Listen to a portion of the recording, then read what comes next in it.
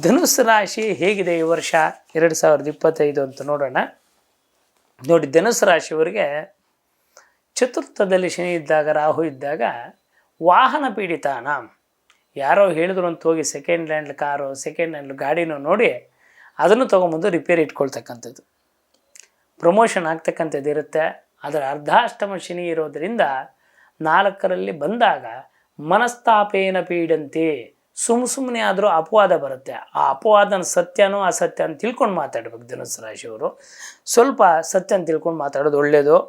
ಭೂಮಿ ವಿಚಾರದಲ್ಲಿ ಮೋಸ ಉಂಟಾಗ್ತಕ್ಕಂಥದ್ದು, ಯಾಕೆಂದ್ರೆ ಚತುರ್ಥದಲ್ಲಿ ವಾಹನ ಸ್ಥಾನ, ಭೂಸ್ಥಾನ, ಮಾತೃಸ್ಥಾನಕ್ಕೆ ಬರೋದರಿಂದ ಒಂದು ಸ್ವಲ್ಪ ಭೂಮಿ ವಿಚಾರದಲ್ಲಿ ಅರ್ಜೆಂಟ್ ಪಟ್ಟು ತೊಗೊಂಡು ಲಿಟಿಗೇಷನ್ ಪ್ರಾಪರ್ಟಿನೋ ಇಲ್ಲ ಯಾರ್ದೋ ಭೂಮಿ ಏನೋ ತೊಗೊಳಕ್ಕೆ ಹೋಗಿ ಏನೋ ಮಾಡೋಕ್ಕೆ ಹೋಗಿ ಸಾಲಕ್ಕೆ ಮೋಸಕ್ಕೆ ಸಿಕ್ಕಾಕೊಳ್ತಕ್ಕಂಥದ್ದು, ಸರ್ಕಾರಿ ನೌಕರಿ ಉಂಟಾಗ್ತಕ್ಕಂಥ ಅವಕಾಶ ಧನುಸ್ಸು ರಾಶಿಯವ್ರಿಗಿರುತ್ತೆ.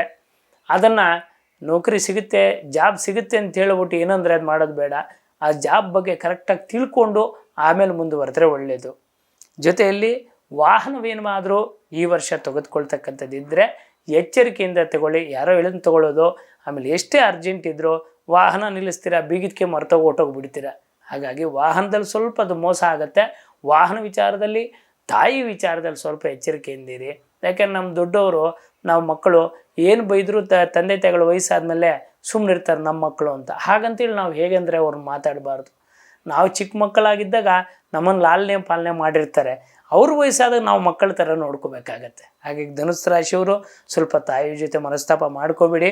ಅದರ ಜೊತೆಯಲ್ಲಿ ವಾಹನವನ್ನು ತಗೋಬೇಕಾದ್ರೆ ಒಂದು ಸ್ವಲ್ಪ ಅದನ್ನು ಪರೀಕ್ಷಿಸಿ ತಗೊಳ್ಳೋದು ಒಳ್ಳೆಯದು. ಹಾಗಾಗಿ ಧನುಸ್ಸು ರಾಶಿಯವರು ವಿಶೇಷವಾಗಿರ್ತಕ್ಕಂಥದ್ದು, ಒಂದು 10 ಮಂಗಳವಾರ ದಿನ ಅರಳಿಯ ಪ್ರದಕ್ಷಿಣೆ, ಅಂದರೆ ಅರಳಿ ಮರಕ್ಕೆ ಪ್ರದಕ್ಷಿಣ ನಮಸ್ಕಾರವನ್ನು ಮಾಡೋದ್ರಿಂದ ಓಂ ನಮೋ ಭಗವತೆ ಬೃಹಸ್ಪತಯೇ ನಮೋ ನಮಃ, ಓಂ ನಮೋ ಭಗವತೆ ಬೃಹಸ್ಪತಯೇ ನಮೋ ನಮಃ ಈ ಸ್ತೋತ್ರವನ್ನು ಹೇಳಿ ಇರ್ತಕ್ಕಂಥ ಅರಳಿ ಮರಕ್ಕೆ ಪ್ರದಕ್ಷಿಣೆ ಮಾಡೋದ್ರಿಂದ ಮಂಗಳವಾರದ ದಿನ ಒಳಿತುಂಟಾಗುತ್ತೆ ಧನುಸ್ಸು ರಾಶಿಯವರಿಗೆ.